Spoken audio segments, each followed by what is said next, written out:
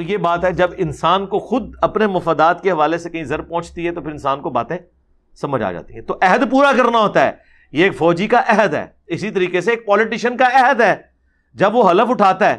آپ ذرا ان کے حلف سنیں، وزیر اعلیٰ کا، وزیر اعظم کا، کہ میں اپنے ذاتی مفاد کے اوپر ملک کے مفاد کو ترجیح دوں گا. یہ جملہ اس میں بولتے ہیں، اور اللہ کے فضل سے، بلکہ کہنا چاہیے اللہ کے غضب سے، جب کبھی ان کا ذاتی مفاد آڑے آیا انہوں نے ملک کو قربان ہی کیا، الا ماشاء اللہ. اگر میں کسی مسلمان کو کہوں کہ 5 وقت نماز پڑھ، اس کے بغیر تو مسلمان نہیں ہے، تو میں اس مسلمان کے یا اسلام کے خلاف بول رہا ہوں یا اسے اس کا عہد یاد کروا رہا ہوں کہ جس کی بنیاد پہ وہ مسلمان ہے، عہد یاد دلا رہا ہوں. تو اس طرح اگر ہم کسی ریاستی ادارے سے کہیں کہ آپ کا کام نہیں پالیٹکس میں آنا، تو ہم اس کو اس کا حلف یاد کروا رہے ہیں، یہ تو اس کے ساتھ خیر خواہی کر رہے ہیں.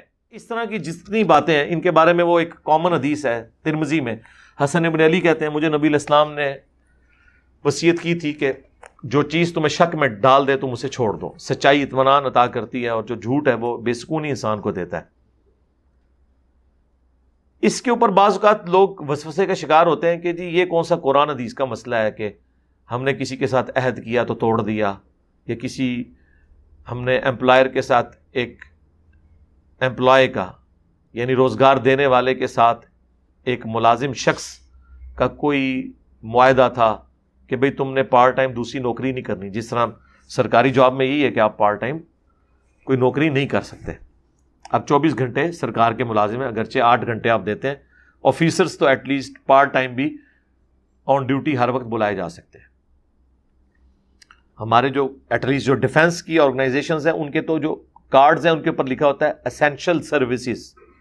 کرفیو کے دوران بھی وہ نکل سکتے ہیں.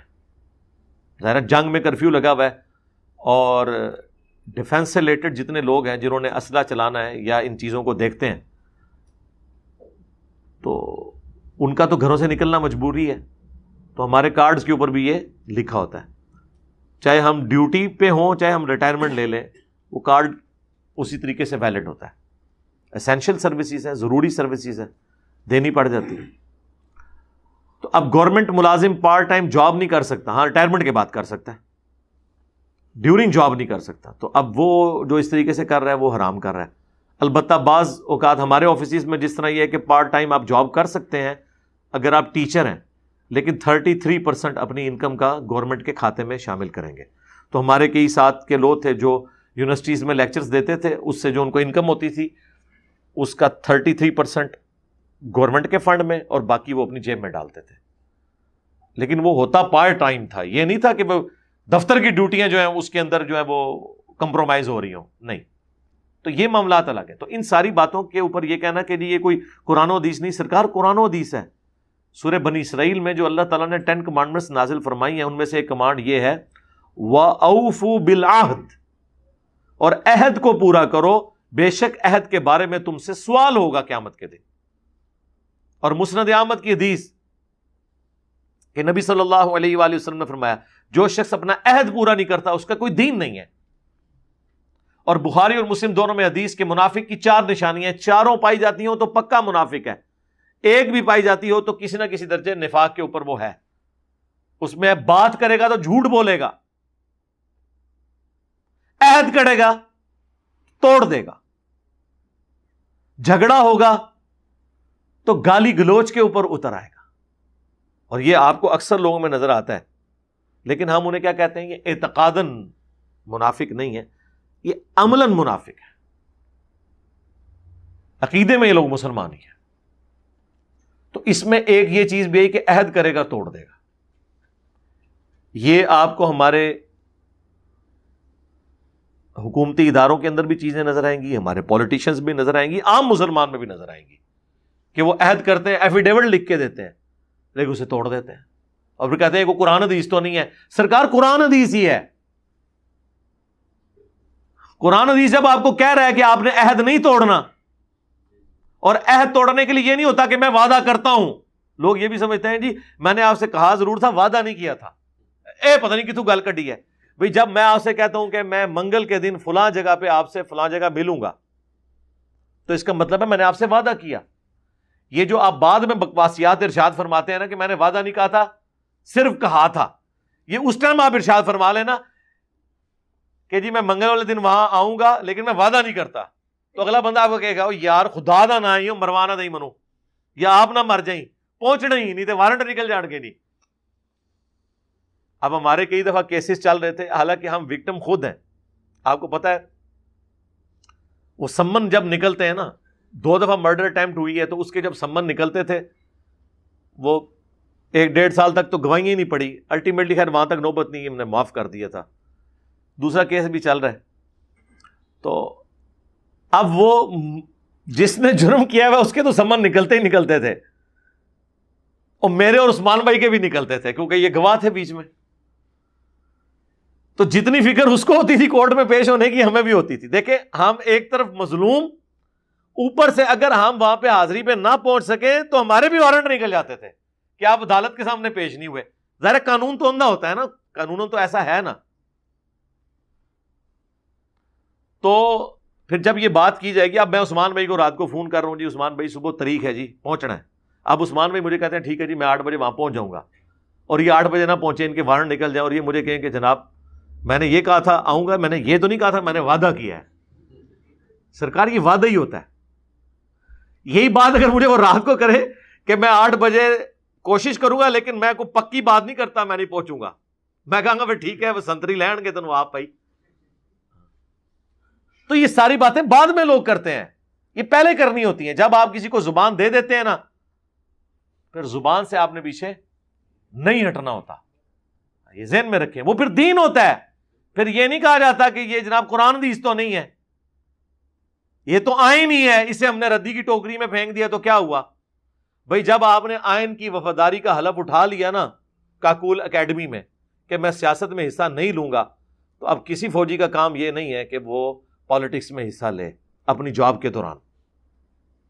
یہ وہ بات ہے جو ہم ہمیشہ سے کہتے ہیں کہ ہر ادارے کو اپنا کام کرنا چاہیے، لیکن اس بات کی وجہ سے پی ٹی آئی والے ہمیں گالیاں نکالتے تھے